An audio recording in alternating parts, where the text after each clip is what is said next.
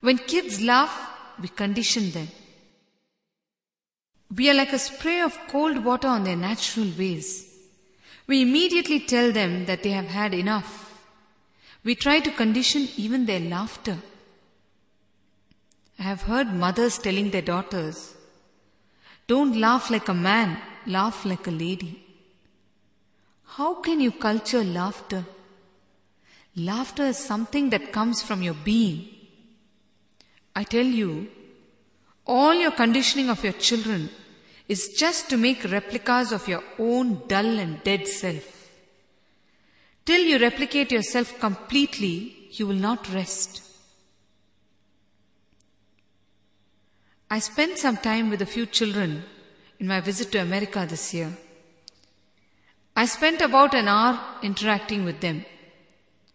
I was so shocked when I saw that they simply did not laugh, however much I tried joking with them. Children these days take on pseudo-maturity and manage to exclude laughter from their system.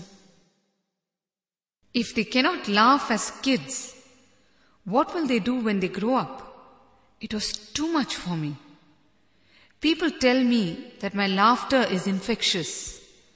With those kids, for the first time, my laughter seemed non-infectious. They were just looking at me with the same mature look on their faces. I left them afraid that they might make me serious.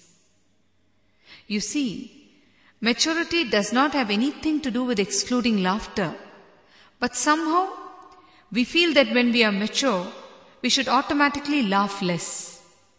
Laughter is such strength because it brings in energy from your core to your periphery.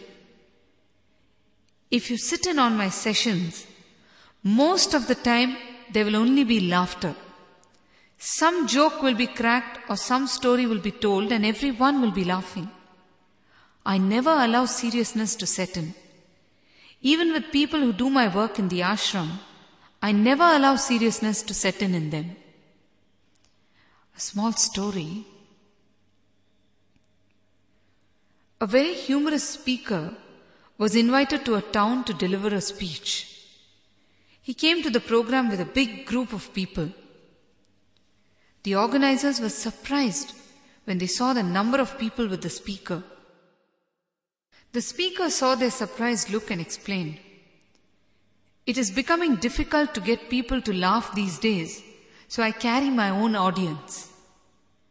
In the so-called elite circles, people will be laughing, but in a very cultured and well-mannered way.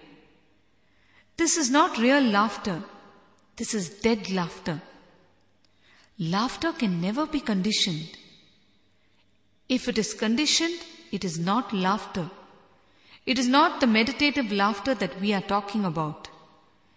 It is simply an expression of the ego inside, that's all." If you analyze why you laugh when a joke is cracked, you will understand. A set of logically connected statements is first told to you. When you're clinging on to the logic that has been created, the punchline is delivered and your logic is shattered. At that moment when your logic is shattered, your thinking, your mind is also shattered and you are in a state of no mind or satori. You are Buddha. When you are in no mind, you are in the present. When you laugh, you are in the present, because when you laugh, there can be no thoughts. When you are thoughtless, you are in the present. And when you are with thoughts, you are either in the past or in the future. Laughter is total and it can simply heal and transform you. It is the best and easily available medicine for humanity. I tell you, life is so precious that it is not worth spending it on dull and lethargic moments. Laugh and infuse your life with energy and bliss. Just decide to enjoy continuously, whatever may be the job you are doing. Be sincere, not serious. When you laugh, you radiate energy around you. It is infectious. You radiate a therapeutic bliss around you. This is also why when a person in a bad mood walks in, he radiates the same mood around him, and there is every chance that the people around him are affected by it. I always tell doctors to do some kind of cleansing meditation because they are continuously in touch with patients who come to them with a lot of negative thoughts and diseases. Yes, you have a question? Swamiji, but we need a reason to laugh. How can we simply decide to be humorous when we don't find anything humorous? We always think that we need a comedian or a joke to make us laugh. I tell you, when you start living in the present moment, your very existence will be beautiful and light. Your inhalation and exhalation of breath, the process of breath getting converted to blood in your body, the synchronous happenings of events in existence, everything will be so beautiful. You will feel so much bliss, and you will ever be smiling and laughing. Your whole being will exude laughter and bliss. Laughing at a joke is all right, but when you fall in tune with existence, you simply enjoy the big cosmic drama that is happening and you laugh at everything. Then there is no place for seriousness, no place for ego. You are no more solid. You are porous and you simply laugh. You develop a deep understanding of the existential game and you laugh. You are able to see that everyone is only a player but has become so serious with his role, and you laugh at that. You laugh at how each one is deceiving the other when playing the game. You laugh at the thought that you are playing a game. When you are able to laugh, you have become the watcher.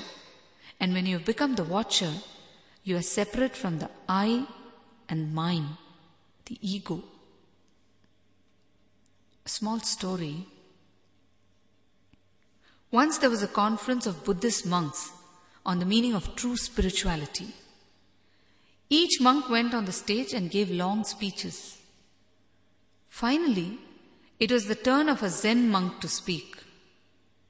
He went on the stage and simply started laughing. He laughed and laughed and laughed from his being. The laughter just rose from his belly. He started shaking uncontrollably with laughter. And his laughter was so infectious that soon all the others in the room started laughing without even knowing why. Without their even being aware of it, the laughter of all the monks produced a huge wave of positive energy in the room. The monks reached a state of tremendous elevation. Their thinking was shattered and their being was filled with bliss. The Zen monk finally spoke. This is true spirituality. Laughter is the highest spiritual quality. It can lead you to enlightenment. Laughing is a great healing energy. If you laugh at your sickness, you will become healthy. Laughter is a beautiful way of connecting with the energy of existence, which is pure healing energy. In our meditation programs, we always include laughter and dance. They are the easiest ways to become a Buddha. Dance can make you simple and light. Dance, like laughter, is another easy and enjoyable meditation. When you dance without a care, you become the dance itself. Energy will then gush from you. You can dance without a care only if you are free from all your pseudo-identities. As long as you think you are someone, you can't dance in joy. Dance is an outward expression of inner joy. And here I am not talking about programmed dance, where you know which step is going to come next.